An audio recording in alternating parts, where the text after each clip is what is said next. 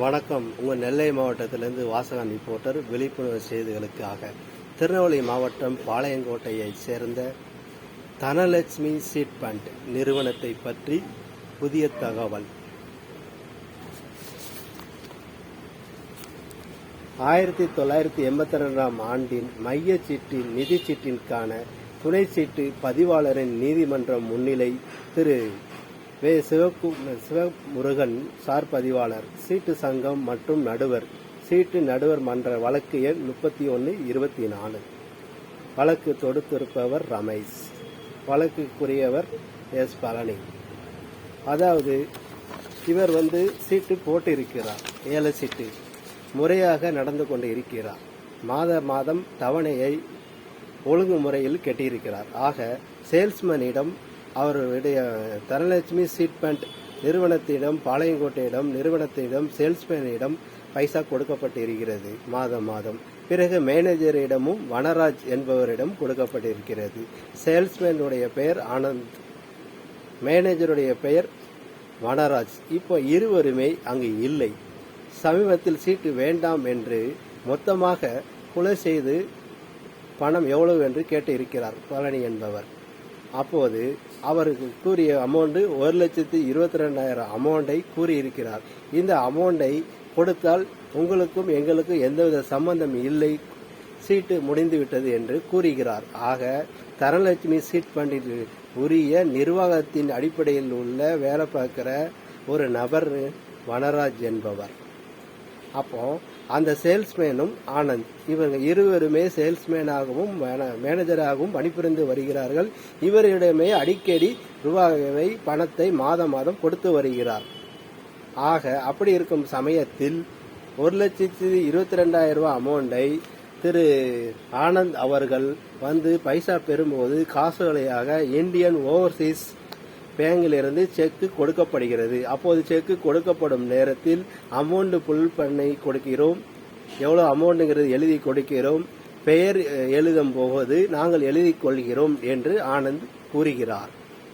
ஏன் என்று கேட்கும்போது, நீங்கள் எதுவும் தப்பாக மிஸ்டேக் ஆயிட்டுனா எங்களுக்கு செக்கு கலெக்ஷன் ஆகாது அப்படி என்று முன்வைக்கிறார் கையை பிடித்து. அப்போ உடனே செக்கை கொடுக்கிறார். இவர் அடுத்தவருடைய பெயரில் செக்கை போட்டு கலெக்ஷனில் உள்ள பைசாவை கெட்டாமல் தன் சுய லாபத்திற்காகவும் வனராஜ் என்பவரும் ஆனந்தும் சுய லாபத்திற்காக பணத்தை கையாடம் பண்ணுகிறார்கள். ஆக பழனி என்பவரிடமிருந்து அவருடைய கணக்கில் போய் சேரவில்லை. இதை நிர்வாகம் கணித்தது 3 வருடம் கழித்து.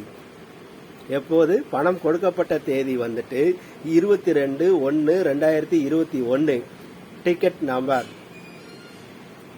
0510. ஆக சீட்டு கொடுக்கப்பட்டது, பணம் கொடுக்கப்பட்டது 22/1/2021 கொடுக்கப்பட்டிருக்கிறது. வாங்கி சென்றவர் ஆனந்த் என்பவர். அவர் கையெழுத்து கொண்டு போட்டு கொடுத்திருக்கிறார்.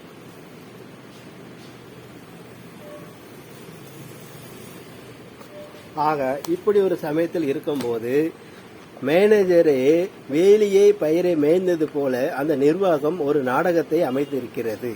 அந்த நிர்வாகமே சார் பதிவாளர் டிஸ்ட்ரிக்ட் டிபார்ட்மெண்ட்ல போய் மனு கொடுக்கப்பட்டிருக்கிறது, அவங்க சீட்டு பணம் கெட்டவில்லை என்று. இதை பற்றி சார் பதிவாளரிடம் 2 முறை சம்மன் அனுப்பியும் 2 முறையும் பேசியும் சார் பதிவாளர் எந்த ஒரு தீர்ப்புமே வழங்கவில்லை. இது நாங்கள் ஒன்றும் செய்ய முடியாது அப்படிங்கிறாங்க. அப்போ அனுப்புனது யாரு? நீங்கள்.